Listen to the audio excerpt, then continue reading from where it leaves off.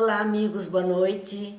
Hoje, terça-feira, dia 13 de julho de 2021, e nós estamos aqui para a nossa noite de estudos e reflexões a respeito da obra O Evangelho segundo o Espiritismo. Sejam todos bem-vindos, que a noite seja plena de realizações para todos nós e de muito proveito. Agradecemos a companhia, Tânia, Regina, Jane, Ivete, Júlio César, sejam todos bem-vindos, é sempre motivo de festa. Iara chegando, Regiane, nós agradecemos muito a companhia de todos e vamos à nossa prece para depois, então, adentrarmos os nossos estudos desta noite. Pai de bondade, que a sua luz e a sua paz nos envolva, que as bênçãos dos céus, Pai, caindo sobre nós, desperte nossas consciências para o bem, apacente os nossos corações e fortaleça em nós a fé e a esperança, para que assim consigamos caminhar, colaborando com dias melhores para toda esta humanidade. Abençoa-nos, Pai, abençoa-nos, Mestre, hoje e sempre, que assim seja.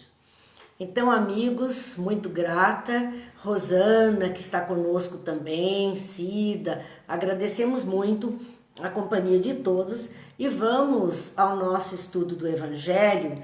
Eu quero lembrar que esse estudo, esse início, essa parte da introdução que nós estamos fazendo, nós fizemos assim um apanhado dos temas que entendemos como principais, que nos chamou a atenção. Mas o meu conselho é que todos possam, tendo o Evangelho em mãos, depois fazer a leitura e ver a correspondência adequada que nós estejamos, então, fazendo a respeito do assunto. Depois, quando estivermos já adentrando os capítulos, a partir do capítulo 1º, aí nós vamos direto à obra, vamos seguir a obra como ela vem. Lembrando, já me perguntaram qual é a tradução que eu uso, porque nós sabemos que existem muitas traduções. Então, a tradução que melhor fala a minha capacidade de entendimento é a de tradução do Herculano Pires, professor Herculano Pires. Então, eu prefiro essa tradução e é essa que eu vou seguir. Se alguém tiver que adquirir e quiser adquirir, então que vai ficar muito certinho. Por que a gente diz isso? As outras traduções não são boas? Todas são boas. Acontece que o tradutor, muitas vezes, muda um pouquinho a maneira com que ele está falando, está tecendo aquela fala, e as pessoas podem se perder na leitura, os que não estiverem habituados podem se perder na leitura. Só por isso. Mas vamos então a mais uma turma de boa noite aqui, para depois nós começarmos nosso estudo. Rosângela Ferreira, Célia, a Ivete, Ana Clara, Dilza, Marcelo, Sandra, Lena, Gil, Ana Maria, Laura, sejam todos bem-vindos e que possamos então iniciar as nossas reflexões. Nós estamos no primeiro, lembram-se a introdução, ela tinha 4 itens, né, que são desenvolvidos. O primeiro item falava dos objetivos da obra. Então nós vimos e paramos, não concluímos, porque ainda paramos naquele trechinho em que falava-se dos médiuns. Era uma nota de rodapé de Kardec a respeito dos médiuns que colaboraram na tarefa de trazer as psicografias que haveriam de compor os raciocínios de Kardec a respeito, então, dos assuntos em pauta. Tem um pernilonguinho aqui me perturbando, vocês viram? De vez em quando ele passa aqui. Mas nós, então, vimos Kardec posicionando a respeito dos médiuns e que a maioria, ele não coloca nome dos médiuns nas páginas, apenas dos espíritos que colaboraram. Daqueles 49 espíritos que colaboraram, porque a maioria dos médiuns pediram isso, que não divulgasse o nome, e nós já dissemos, a maioria eram sim jovens, moças e mulheres no século XIX não tinham tanta liberdade, não tinham essa condição de se exporem tanto. Para preservar essas mulheres é que ele manteve então o pedido delas atendido. Assim, ele não colocou mesmo de ninguém, até porque não era o interessante. Então, continuando esse raciocínio, essa nota, ele diz: eles, falando dos médiuns, compreendem que, sendo puramente passivo o seu papel, o valor das comunicações não aumenta em nada o seu mérito pessoal e que seria pueril envaidecerem-se de um trabalho intelectual a que prestaram apenas o seu concurso mecânico. É interessante, nós vemos Kardec fazer essa reflexão a respeito dos médiuns psicógrafos de época. Ele dizendo que o médium era simplesmente uma ferramenta de trabalho, porque emprestaram para os espíritos somente as suas possibilidades mecânicas da escrita. O médium não é o autor do texto. Ali, se há uma comunicação mediúnica, é do espírito. Quando é algo de uma inspiração, de uma intuição, aí sim a pessoa tem uma parcela grande daquilo que é seu colocado dentro daquele assunto. Mas quando é uma psicografia mecânica, especialmente a época, ela era mais do que intuitiva, era mecânica. Aí não há, aí é direto do espírito usando os meios mecânicos da escrita que a pessoa pode oferecer. Então não há do que se envaidecer. E esse é um recado bom, né? Que nós precisamos tomar atenção, porque às vezes os médiuns fazem tanta questão do nome, tanta questão dessa projeção, como se fosse algo tão excepcional, e na verdade não é. Assim, meus amigos, os espíritos, os espíritas nela encontrarão, além disso, as aplicações que lhe concernem mais especialmente. Quer dizer, dentro dessa obra, que é para uso de todos, cada qual pode dela tirar os meios de se conformar à sua conduta moral do Cristo.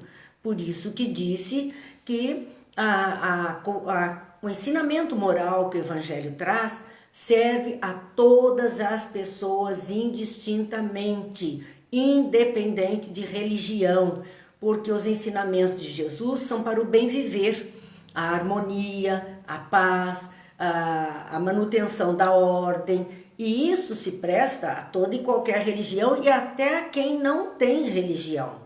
Essa maneira da fraternidade, da solidariedade, da caridade faz parte do relacionamento humano.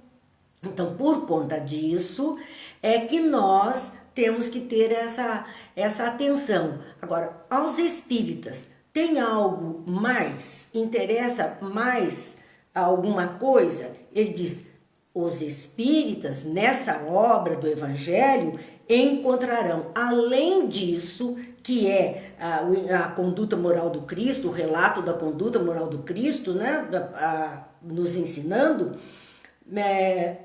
além disso, as aplicações que lhe concernem mais especialmente, porque há compromissos. O espírita tem como lema: fora da caridade não há salvação.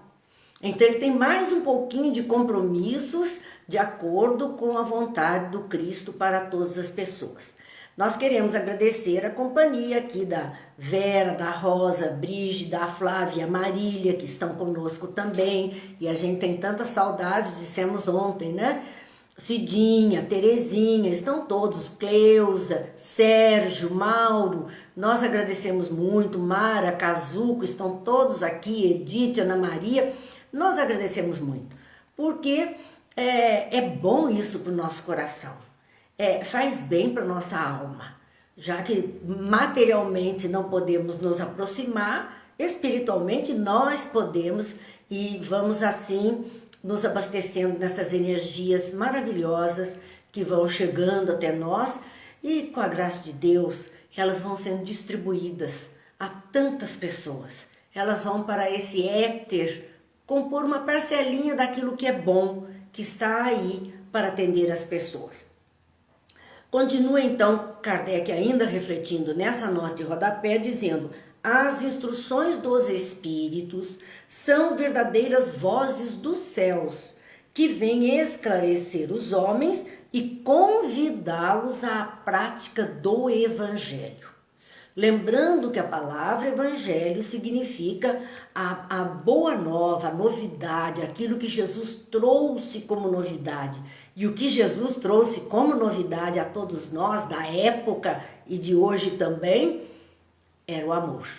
O amor a Deus, o amor ao próximo e o amor a si mesmo. Então, o convite que nós vamos tirar dessas instruções desses espíritos é para a prática do amor em todas as suas expressões, desse bem viver, da vida mais leve, da colaboração, isso tudo fazendo parte do amor. Esse era o primeiro item, que o objetivo da obra. Então, o objetivo da obra, o objetivo do Evangelho, segundo o Espiritismo, vir à luz do mundo, é para nos ajudar a encontrar os ensinamentos de Jesus de uma forma que possamos praticá-lo e que nos empenhemos em praticar no dia a dia do nosso existir. O item 2 da introdução trata da autoridade dos espíritos e fala então do controle universal do ensino dos espíritos. Vamos lá, boa noite à França, ao Júlio, que também está assistindo aqui conosco. Gil, eu acho que eu não cumprimentei o Gil hoje. E é preciso cumprimentarmos os amigos, sim. Sebastiana também chegando. Gente, quando nós falamos em controle universal do ensino dos espíritos, é algo também que nós temos que ter muita atenção. Porque só podemos tomar como orientação e verdadeira quando aquele ensinamento tem repercussão em vários pontos, aquela situação, aquele fato se mostra em vários pontos. No caso, médiuns de várias partes do mundo estariam trazendo mensagens semelhantes, com um conteúdo muito parecido, um conteúdo que pudesse ser equalizado. Então, sem haver tanta discrepância, porque quando acontecem grandes discrepâncias, nós temos que tomar cuidado. E se vem só através de um médium, só através de um espírito, mas outros médiums e outros espíritos não reforçam aquele ensino, cuidado. É preciso haver concordância, porque quando a notícia, quando o ensino, ele se estende por várias pessoas, por vários médiuns e vários espíritos, então nós sabemos que é algo que tem um aval da espiritualidade. Então, essa parte da autoridade dos espíritos é extremamente importante para nós nesse controle universal do ensino dos espíritos. Deus quis que a nova revelação chegasse aos homens por um meio mais rápido e mais autêntico. Assim, encarregou os espíritos de a levarem de um polo a outro, manifestando-se por toda parte, sem dar a ninguém o privilégio exclusivo de ouvir a sua palavra. Então, aquilo que vem de Deus vem para todos, para todas as criaturas. Os bons amigos espirituais, os bons espíritos, inspiram, acionam de todas as formas, levando aquela mensagem. Por isso que nós dizemos, ela não é restrita à doutrina espírita, a médiuns espíritas. Todas as outras criaturas poderão captar esta mesma orientação, este mesmo ensino, este mesmo sentido de condução de uma parcela da humanidade, e aquilo vem até nós de forma limpa. Então, Deus só usou o mundo espiritual para essa divulgação para ser rapidinho. À época, nós estamos falando de século XIX, não haviam tantas possibilidades de comunicação como nós temos hoje, coisas em tempo real.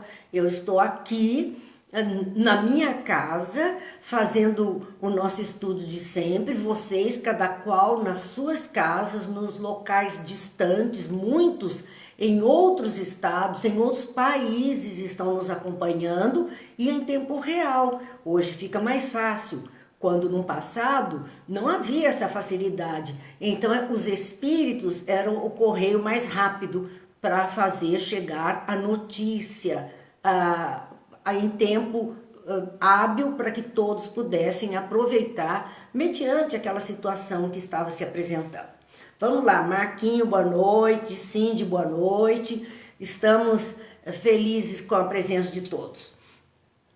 Então continua Kardec a falar a respeito, né, dessa possibilidade de divulgação de um ensino por esses métodos. Se faltarem homens para propagá-la, que faltassem os médiuns para trazer aquilo que os espíritos gostariam de ensinar, de trazer como revelação divina, haverá sempre os espíritos.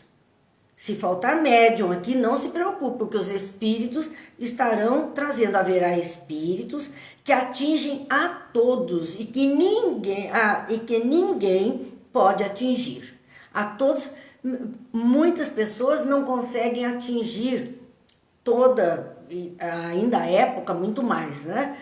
Não conseguiam atingir todo mundo, mas os espíritos atingem, envolve as consciências, as mentes, inspiram.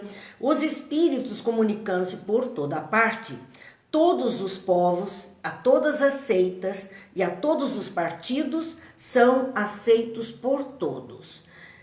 Não importa, no nosso caso, doutrina espírita, nós falamos em espíritos e falamos em médiuns. Em outras tradições filosóficas, religiosas, as pessoas poderiam falar em inspiração, em algo que foi revelado. Ela podia falar sobre isso, né? Seria uma forma em ter um insight qualquer e aquilo ser algo produtivo, algo bom que pudesse servir a todos. Então nós não nos preocupemos, porque cada um vai usar da sua linguagem, mas o conteúdo daquele ensino da lei de Deus, que é para auxílio à humanidade, esse conteúdo ele vai passar de todas as formas. O Gil está dizendo, essas orientações perpetuam pelas escritas e os espíritos incansáveis, com certeza. E a Regiane perguntando, porque tem pessoas que quando estão próximas a gente não para de abrir a boca. Bem, Regiane, esse não é o tema nosso agora, esse seria um caso da mediunidade. Mas nós temos as questões vibratórias. Cada um está produzindo uma qualidade de vibração. Às vezes as nossas vibrações não são compatíveis com os outros. Às vezes há um gasto de energia ou aquela pessoa está extraindo energia da gente. Então para nós há uma baixa no biorritmo. São coisas que lá no livro dos médiuns a gente encontra essas respostas. Mas voltando aqui ao nosso assunto, nós vemos que a questão o ensino chega a todo mundo. Eu acho formidável porque já ouvi muitas vezes, fosse em filmes e em documentários, dizer que a pessoa tinha uma epifania. E por conta dessa epifania, ela então tinha lá uma visão, uma inspiração. É a forma como cada um acha ou cada um traduz esse movimento de relação entre um mundo espiritual que inspira a todos, que traz a todos, e a recepção nesse mundo carnal que nós estamos. Então, independente de religião, independente da nomenclatura que se vai usar, o fato é real, o fato acontece. E aí, continua então Kardec, esta universalidade do ensino dos espíritos faz a força do espiritismo e ao mesmo tempo a causa de sua tão rápida propagação. Porque como o assunto aparecia num ponto e o mesmo assunto em outro, de repente estava todo mundo comentando a mesma coisa, todo mundo tendo o seu olhar voltado para o mesmo ponto. Nós vemos isso acontecer na ciência de campo de pesquisa, na ciência médica, nós vemos, porque surge um problema de uma doença e ao mesmo tempo, no mundo explode em vários locais inspiração àqueles que são os cientistas da área, né, os pesquisadores da área, para encontrar a medicação, para encontrar a solução. E nós vamos perceber que elas são muito parecidas entre si. E surgem mais ou menos na mesma época. Quando explode um lugar, explode em outros também. O Gil fala os inventos também, exatamente. Quando explode num lugar, explode em outro e já está todo mundo trabalhando em cima do mesmo assunto, da mesma causa. Isso é para mostrar essa universalidade. Quer dizer, é para todos, Deus não faz exclusão. Deus não faz separação.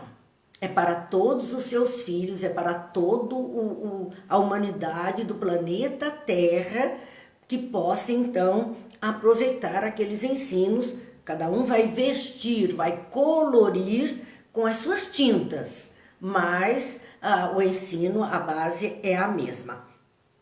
Assim, continua Kardec a nos explicar nessa universalidade, dizendo a respeito disso, né? Que esta universalidade do ensino dos espíritos faz a força do espiritismo e é, ao mesmo tempo, a causa de sua rápida propagação, que sai para todo mundo, sem nada temer, porque é voz geral.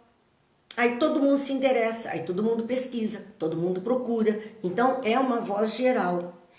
É ela que nos garante contra os cismas que se poderiam surgir em virtude da ambição de uns ou das contradições de certos espíritos. Então essa universalidade, esse fato de explodir em vários pontos ao mesmo tempo, aquela mesma ideia, aquele mesmo ensino, aquela mesma orientação, embora as palavras possam ser um pouquinho diferentes, a forma de passar aquele ensino um pouquinho diferente, mas o conteúdo é o mesmo, isso evita a rachadura, os cismas, as separações, porque estarão todos convergindo para o mesmo ponto. Estão todos convergindo para o mesmo ponto. E evita também a questão da ambição ou da contradição de alguns espíritos e de alguns espíritas. Nós evitaríamos tudo isso se tivéssemos mais atenção para verificar o fato que está ocorrendo. Então, o primeiro controle, diz Kardec, é a razão. É a capacidade de pensar, raciocínio. É a razão ao qual é necessário submeter tudo o que vem dos espíritos. Essa frase é fantástica, porque por muito tempo, e ainda há pessoas que pensam assim, que porque um espírito ditou, intuiu, um médium, de alguma forma passou aquela informação, que isso não pode ser contestado, não pode ser analisado, não tem que ser aceito da forma que veio, da forma que aquele espírito colocou, porque é coisa dos espíritos, dizem. Mas não é isso que nós estamos vendo o codificador falando. Ele está dizendo que o primeiro controle é a razão. Então, aquilo que nos chega, nós temos que analisar racionalmente, usar a nossa capacidade de raciocínio, de pensar, de verificar. É verdadeiro, é útil, é bom, é sério, o que é isto? Isso aí tem conteúdo, tem estrutura suficiente? Vamos usar a nossa razão, não é aceitar tudo de forma desarrazoada, não. Porque senão há espíritos zombeteiros, o próprio Cristo falou, né? Jesus disse que nós tivéssemos cuidado com os falsos profetas. E no Evangelho nós vamos ver que tem até os falsos profetas da erraticidade. Então Jesus já alertava que muitos ensinos tortuosos, complicados, vêm a nós. E nós temos que ter parar, analisar bem para ver se aceitamos, se concordamos ou não. E ele ainda diz mais, ao qual é necessário submeter à razão, capacidade de raciocínio, tudo o que vem dos espíritos. Tudo. Por isso que nós temos um comentário na obra kardeciana de que teria Kardec dito, né? Também teria Emmanuel dito a Chico, se vier algo diferente, né? A ciência mostrar algo diferente daquilo que está dito, fique com a ciência. Agora, qual ciência? E quem está de posse dessa ciência? Aí vai entrar o nosso racional, aí entra a nossa razão. Porque muitos se intitulam cientistas e não são. Muitos se intitulam pessoas que se debruçam sobre conhecimentos isentos de preconceitos para poder entender a novidade que está chegando. Então nós temos que tomar cuidado e verificar a razão. O segundo controle, então o primeiro é a razão, passa pelo crivo da razão. O segundo controle sobre os ensinos, a concordância no ensino dos espíritos. Foi falado aqui, foi falado ali, foi falado mais além. Existe concordância nestes ensinos? Ou eles estão muito díspares entre si? Há muita diferença entre um e outro. Se há concordância, eu começo a ir pensando nisso. Mas se houver uma diferença tão grande, eu tenho que ter mais calma, mais cuidado para aceitar. Então, o segundo ponto é a concordância no ensino dos espíritos. Isso é tão interessante e não é algo da doutrina espírita, que nós vamos ver o Novo Testamento, a tradução feita por São Jerônimo do Novo Testamento. Ele usou os 3 apóstolos, Mateus, Marcos e Lucas, como sinóticos, como concordes entre si. Os que tinham, de todos os evangelhos que foram trazidos, esses 3 é que tinham maiores pontos de concordância entre si. João já é algo à parte colocado ali, porque ele é um revelador. Mas nós vemos esses 3 com pontos bem semelhantes entre si. Há algumas diferenças, um fala um pouquinho mais sobre um assunto do que o outro, mas a grande parte do corpo de ensinamento deles, ela bate. Então, há concordância. Veja que nem ali no Antigo Testamento, na época que foi traduzido, em que foi organizado, aceitou qualquer evangelho, qualquer relato bíblico, qualquer ensinamento. Não. Eles buscaram aqueles onde se verificou que realmente havia uma concordância, havia uma repetição do ensinamento, merecia um crédito maior. Há uma observação. Não há garantia suficiente na concordância que se possa obter pelos médiuns de um mesmo centro, porque eles podem sofrer a mesma influência. Esse é outro alerta importante, porque às vezes as pessoas entendem que aquela mensagem veio através de um médium num determinado centro espírita, né? num grupo mediúnico. Mas veio um outro também, no mesmo grupo, ou no outro grupo, mas no mesmo núcleo espírita, e era bem semelhante, então vamos tomar como verdade. Cuidado, porque o grupo todo, o centro, o núcleo espírita inteiro, está sob determinadas influências de espíritos. Então, as mesmas influências que atuam sobre uma turma dentro daquela casa, daquele núcleo, poderá atuar sobre outra turma do mesmo núcleo. Então, isso não dá para nós respaldo suficiente para termos como verdade.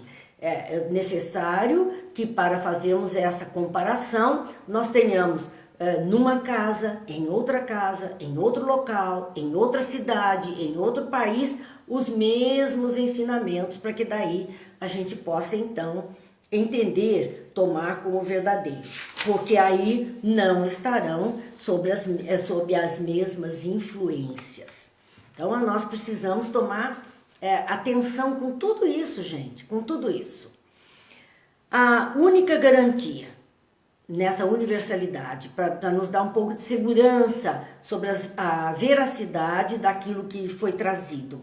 Então, a única garantia do ensino dos Espíritos está na concordância das revelações feitas espontaneamente através de um grande número de médiuns, estranhos uns aos outros e em diversos lugares.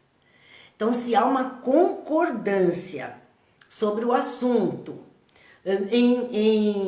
em algo, em mensagem que foi espontânea, surgiu espontaneamente, não houve a evocação, foi algo espontâneo. Se isto acontece com médiuns diferentes, em locais diferentes, até em cidades diferentes, nós vamos achar, então é isso mesmo. Se não, cuidado. Esse controle universal é uma garantia para a unidade futura do Espiritismo. Para dar crédito, é necessário que haja essa concordância para se ter crédito sobre aquilo, para se tomar como verdadeiro, e anulará todas as teorias contrárias. O princípio da concordância é ainda uma garantia contra as alterações que, em proveito próprio, pretendesse introduzir no Espiritismo as seitas que dele quisessem se apoderar. Kardec já fazia um alerta fantástico, prevendo futuro. O princípio da concordância entre vários médios de vários locais, de várias casas, mas trazendo o mesmo cuidado com este ou aquele assunto, esse princípio é garantia contra alterações que, em proveito próprio, pretendesse introduzir no Espiritismo as seitas que dele quisesse se apoderar. Porque já acontece de pessoas alterando os ensinos dos espíritos, alterando assuntos da codificação, que é a base dos ensinos, por intenções particulares, por querer torcer para o seu lado, por se apropriar disso. Então ele já alertava para esse cuidado, acomodando a sua maneira, cada um querendo trazer para o seu lado aquele ensino e de conformidade com a sua visão. Então, nós, para prestarmos um trabalho sério, nós precisamos ao máximo manter essa fidelidade ao ensino e não querer torcer tudo isso para a nossa vontade, ao nosso jeito de ser, nosso jeito de pensar.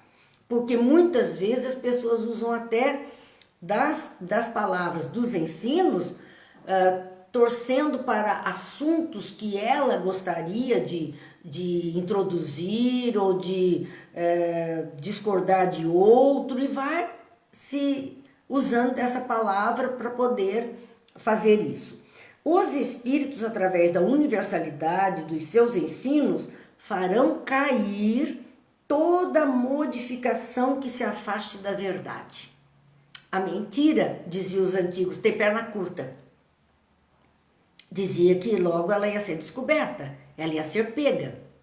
Outros dizem, a verdade sempre boia, como uma rolha, sempre boia. Vai aparecer. Então, as pessoas às vezes tentam torcer, tentam fazer diferente, tentam inovar com invencionices dentro do conhecimento, porque uma coisa é, vamos dizer, ampliar aquilo que foi dito com novos conhecimentos de época, Nós tivemos século XIX, estamos no XXI, muitas coisas aconteceram, novos conhecimentos surgiram para nós, novas ciências. Então, isto pode servir para clarear aquilo que estava ali mostrado para nós e complementar, muitas vezes, aquele ensino com exemplificações mais próximas do nosso dia a dia, fica mais fácil de nós entendermos. Tudo bem, mas de repente as pessoas quererem mudar aquele ensino, modificar aquele ensino, aquela base, isso é a base. Mas mudar essa base não adianta, porque vai cair isso, porque a verdade vem à tona. Então, no resumo, como nós dissemos, essa introdução, nós estamos fazendo 4 itens em resumo.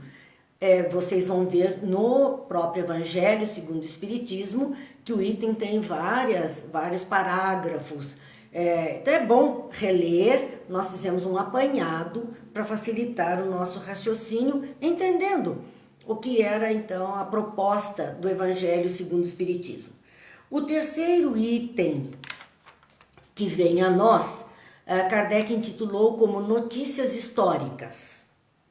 E é interessante porque palavras, referências, personagens que vão aparecer, assuntos que vão aparecer nas falas de Jesus, na vivência de Jesus e que será comentada dentro do Evangelho segundo o Espiritismo, muitos dos que não têm o hábito de ler a história judaico-cristã, de manusear a Bíblia para entender desses personagens, desses povos, desses comportamentos, ficam sem entender bem por que Jesus falou de um jeito ou de outro. Por isso essas notícias históricas, ele recorreu à história da humanidade para nos colocar em condição de entendimento.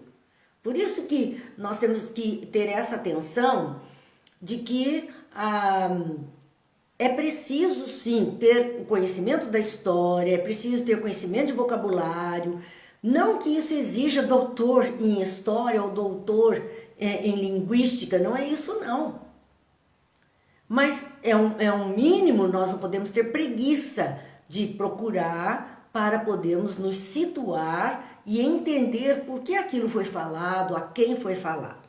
Então essas notícias históricas, ele inicia dizendo: para bem compreender certas passagens do Evangelho, é necessário conhecer o valor de muitas palavras que são frequentemente empregadas nos textos e que caracterizam o estado dos costumes e da sociedade judia naquela época.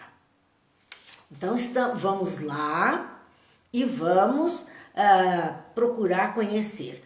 Há uma jovem chamada Aline, ela fala, se não me engano, o título do canal dela no YouTube é Israel com Aline, mais ou menos assim, eu não me recordo bem agora, mas eu gosto de assistir essa jovem, porque ela vai aos locais, né, dos acontecimentos bíblicos no território de Israel. Ela explica sobre as tribos, sobre os povos, sobre os samaritanos. Ela tem um vídeo excelente que mostra como pensava e como pensam ainda os samaritanos nos dias atuais. Porque eles ainda estão lá, é como uma tribo que vive no território e que tem um comportamento diferente dos outros, ainda. E eles estão procriando, estão aumentando o número de pessoas daquele clã que vive ali. Então é muito interessante assistir alguns vídeos dessa jovem Aline, acho que é Israel com Aline, porque ela traz muito desses ensinos, a gente aprende muito. E aí nós começamos a entender determinados atos, determinados comportamentos, determinadas palavras. É isso que Kardec está fazendo quando ele levanta esse capítulo na introdução. Imagine que ele falou e esta jovem vai ao local e mostra por vídeo, e mostra objetos, e conta dos costumes, e fala com as pessoas, e faz as narrativas. Isso é fantástico. Hoje nós temos um material nas mãos que enriquecem o nosso imaginário, a nossa capacidade de entendimento, para que a gente tire maior proveito ainda de tudo que nós temos recebido. Então está aí, já fiz a propaganda da Aline, vale a pena ver, e é de graça, a gente não cobra nada, porque o trabalho é muito bom. E quando o trabalho é bom, ele merece ser divulgado, merece que a gente aproveite.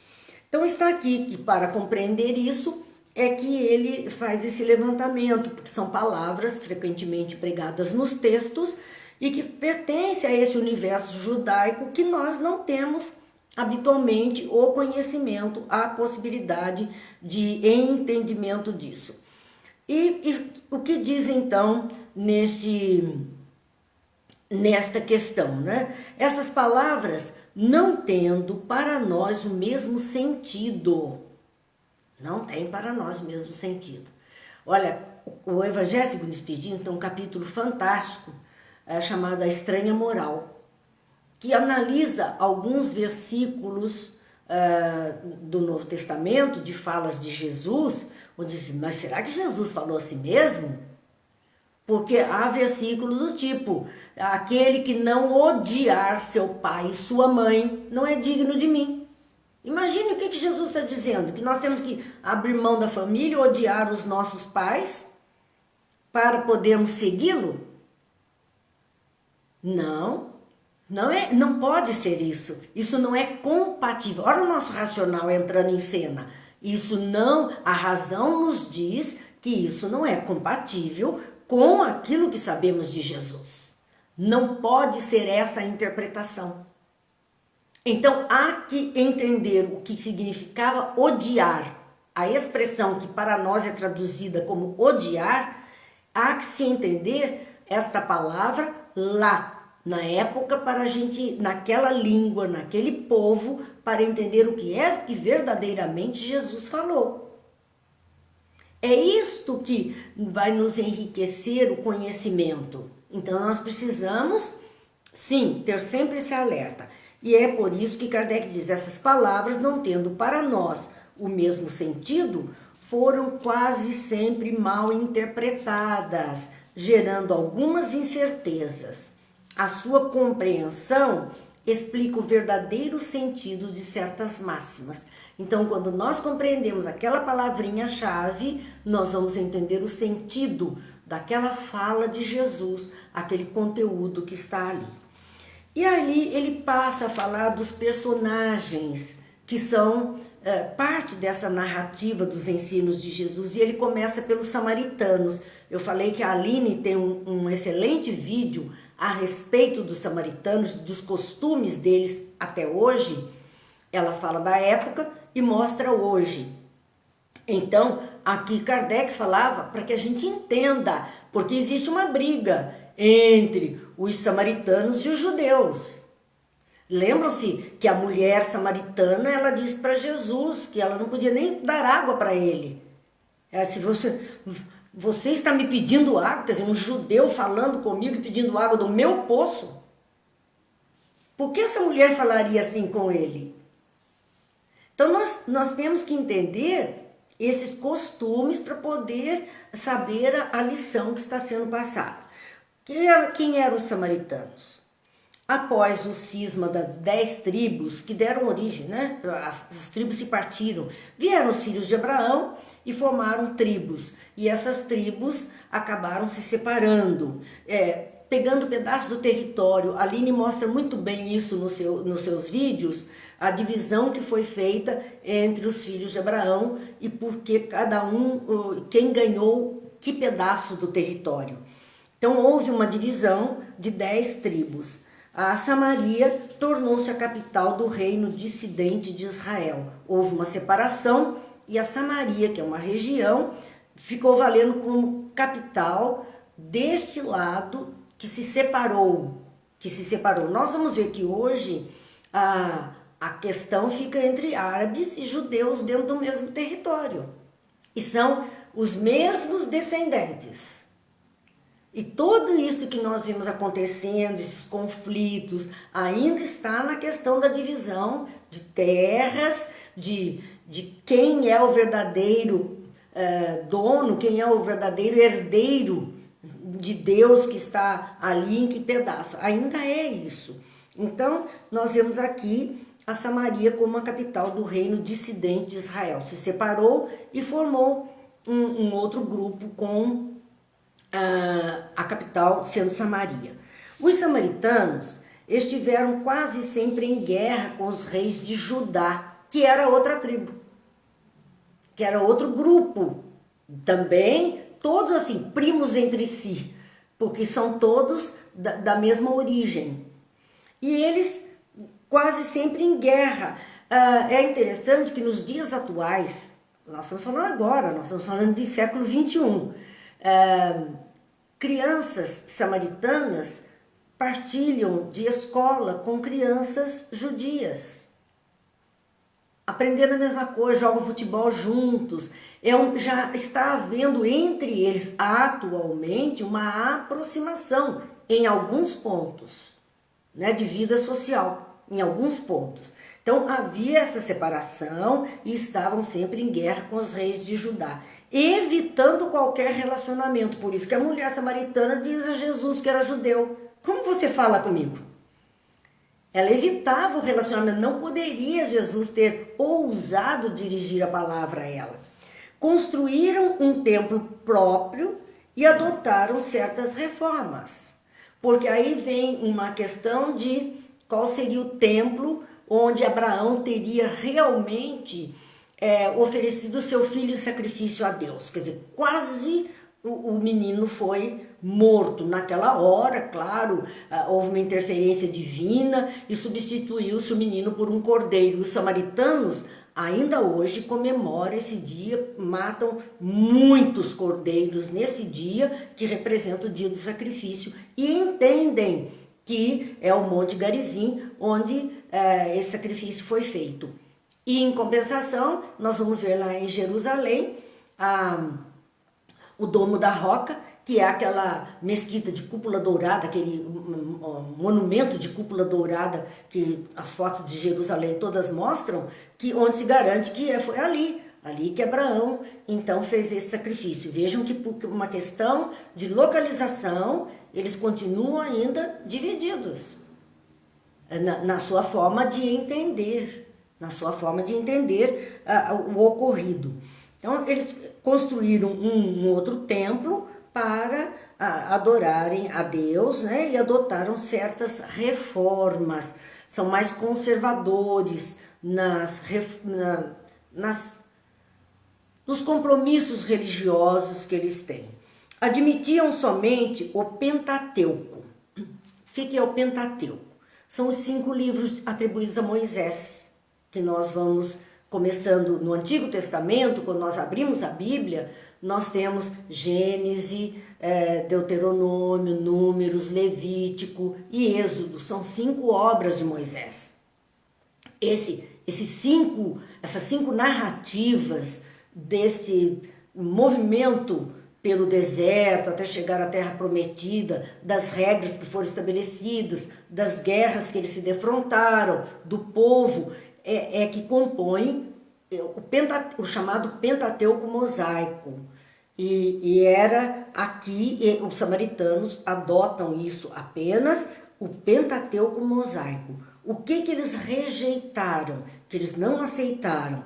Os profetas, porque se nós olharmos o Antigo Testamento na Bíblia, nós vamos ver o Pentateuco, nós vamos ver os profetas, reis, então vem toda a narrativa do povo, que são os livros antigos, os cânticos, os salmos, tudo isso os samaritanos não aceitam. Toda esta parte que foi colocada, é narrativa, é histórica, faz parte do movimento daquele povo, da religiosidade deles, da expressão da religiosidade, os samaritanos não aceitam. Para os judeus, os samaritanos eram um grupo herético e cismático, ou seja, separado, e que fazia heresia, porque não aceitava todo esse conteúdo que os judeus aceitavam, que eles aceitam A Torá, que é o Antigo Testamento, né? O Talmud, que são os ensinos passados oralmente, os códigos de vida, e aceitam toda este conteúdo de profetas, de salmos, de cânticos, enfim, tudo isso que está no Antigo Testamento. E os samaritanos não. Então eles têm algo, eles mantêm, e é tão interessante que os samaritanos têm uma linguagem própria. Hoje, nos dias atuais, eles não falam, eles também falam a língua usada pelos judeus de um modo geral, né? Pela região, pelos árabes, mas eles têm um dialeto particular, um dialeto diferente, onde eles se expressam, eles mantêm a tradição desse dialeto. Eles eram os protestantes da época. Por que Kardec coloca isso? Porque à época do século XIX já havia a questão do protestantismo de Martim Lutero. E ele protestou contra algumas coisas que a Igreja Católica Apostólica Romana queria colocar.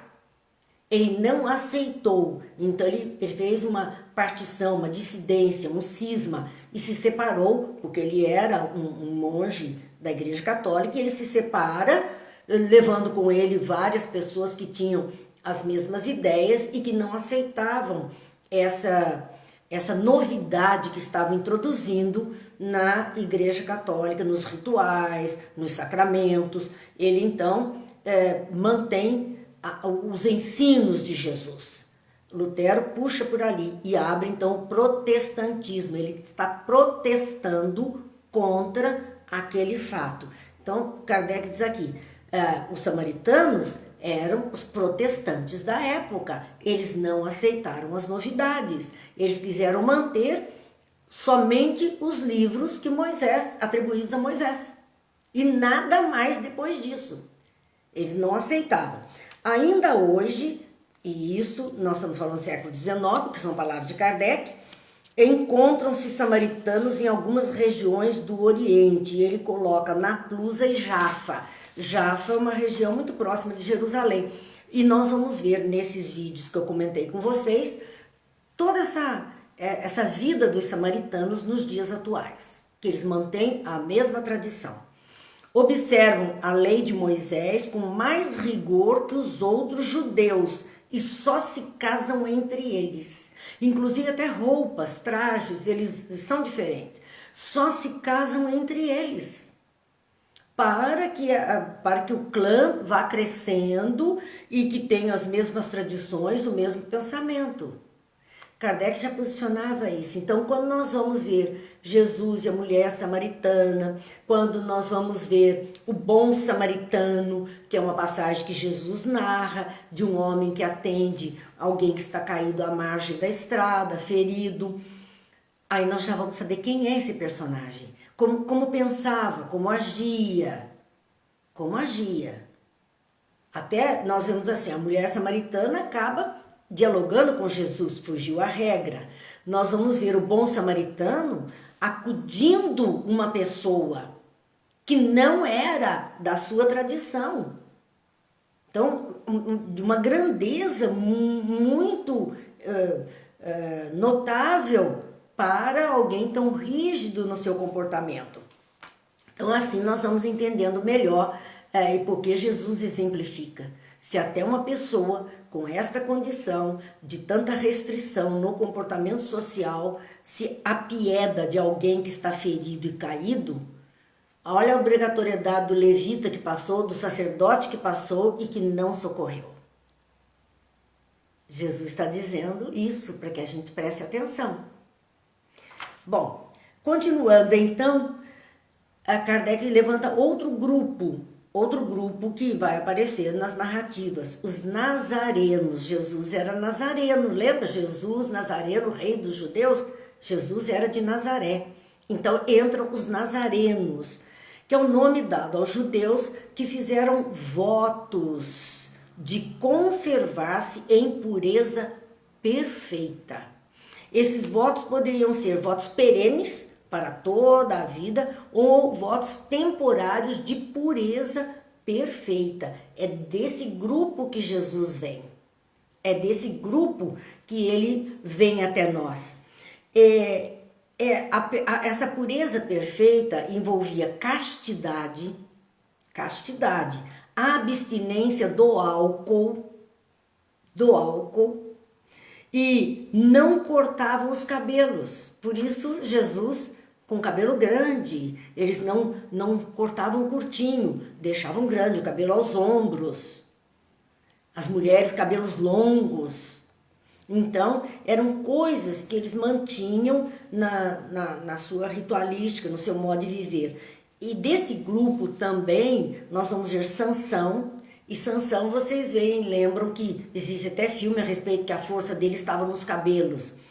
Samuel, João Batista, Jesus de Nazaré. Na descrição de Públio Lentulus a respeito de Jesus, ele diz que ele tinha o cabelo longo, da cor amendoada do sol, queimado pelo sol, dividido ao meio, e a barba também longa e dividida ao meio, à moda dos nazarenos. Ele descreve Jesus assim, a moda dos nazarenos, quer dizer, era identificado só pelo cabelo, só pelo comportamento, abstinência de álcool, castidade. Então eram severos nesse ponto. Já as pessoas identificavam a que grupo, a que tribo eles pertenciam, a que grupo eles pertenciam, quais eram os seus costumes. E vem em seguida os publicanos. Eram os antigos cavaleiros arrendatários das taxas públicas, por isso publicanos, cobradores de impostos. Esses eram os publicanos, encarregados da cobrança de impostos e das rendas de toda espécie em Roma e em outra parte do império. Eram os que cobravam impostos, chamados publicanos. Os riscos que corriam, porque ninguém gostava de pagar impostos, ninguém queria pagar impostos, eles eram mal vistos por todo mundo. Os riscos que corriam faziam que fechasse os olhos para o seu enriquecimento. Então, eles cobravam para o governo, mas eles corriam riscos para poder receber isso. Então, o governo fechava os olhos e eles faziam caixa 2. A corrupção, a caixa 2, ficava por conta do risco que ele corria e que estava enchendo o cofre do governo. Então, o governo fazia que não via. E eles, publicanos, que passavam por tudo isso. Nós vamos ver Zaqueu e Jesus estar com ele. Nós vamos ver a passagem, Zaqueu, que era um publicano, um cobrador de impostos, que ficou rico. E ele diz, olha, Senhor, se quiser eu devolvo em dobro que eu tirei, até 4 vezes mais. Quer dizer, ele tirou muito, porque ele queria devolver 4 vezes mais. Mas eles fechavam os olhos para esse enriquecimento, que eram os produtos de cobrança e lucros escandalosos. As taxas de juros que os publicanos colocavam, se para o governo era 5%, ele colocava 45%, ficava com 40% e entregava 5% para o governo. Gente, é o que nós vivemos. Tem muito publicano nos dias de hoje fazendo isso. E era dessa forma. Já era assim a época de Jesus. Hoje, essa palavra publicano, como nós acabamos de dizer, tem muito publicano, o que nós estamos dizendo? É até um sentido pejorativo.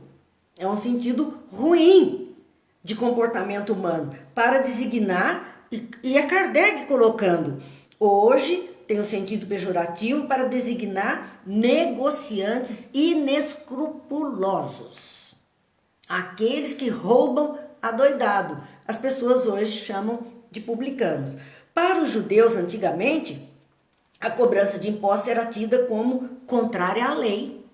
A lei que eles tinham, que eles seguiam, a lei religiosa. Mas Roma não queria nem saber, ela queria o dinheiro dos impostos. Esse é o motivo da aversão que demonstravam aos publicanos.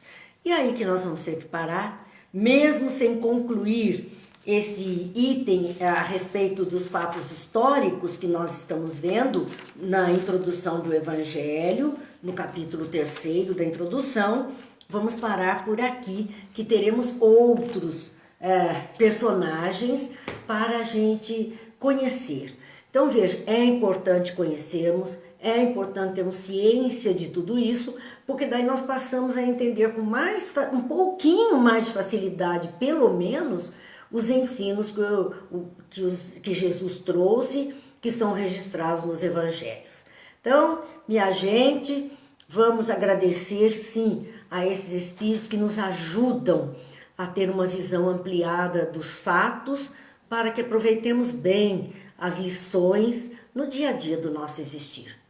Vamos fazer como oração final aquele Pai Nosso que nós gostamos tanto, que está no livro Parnaso de Além-Túmulo, que é do Monsenhor Horta, que diz: Pai nosso que estais nos céus, na luz dos sóis infinitos, Pai de todos os aflitos deste mundo de escarcéu, santificado, Senhor, seja o teu nome sublime, que em todo o universo exprime concórdia, ternura e amor. Venha a nós o vosso reino, o teu reino de bondade, de paz, de claridade, na estrada da redenção. Cumpra-se o teu mandamento, que não vacila nem erra, nos céus como em toda a terra, de luta e de sofrimento. Evita-nos todo o mal, dá-nos o pão no caminho, feito da luz, do carinho, do pão espiritual. Perdoa-nos, meu Senhor, os débitos tenebrosos de passados escabrosos de iniquidade e de dor. Auxilia-nos também nos sentimentos cristãos a amar os nossos irmãos que vivem longe do bem. Com a proteção de Jesus, livra nossa alma do erro, sobre o mundo de desterro, clamamos por vossa luz. Que a nossa ideal igreja seja o altar da caridade, onde se faça vontade do vosso amor, assim seja. Deus nos abençoe, Jesus nos ilumine, que essas vibrações do Evangelho adentrem todos os lares, unam os familiares, os corações que estão distantes, às vezes debaixo do mesmo teto, possam encontrar conforto, iluminação, amparo, mas especialmente que estas vibrações do Cristo possam envolver os dirigentes das nações neste mundo, para que em momentos difíceis como estamos vivendo, possam fazer as melhores escolhas a fim de beneficiar toda esta humanidade terrena. Que Deus nos abençoe, Jesus nos ilumine e até amanhã, se Deus quiser, quando estaremos aqui novamente às 20 horas, assim com a nossa reflexão a respeito da obra Pão Nosso. Muita paz, boa noite a todos.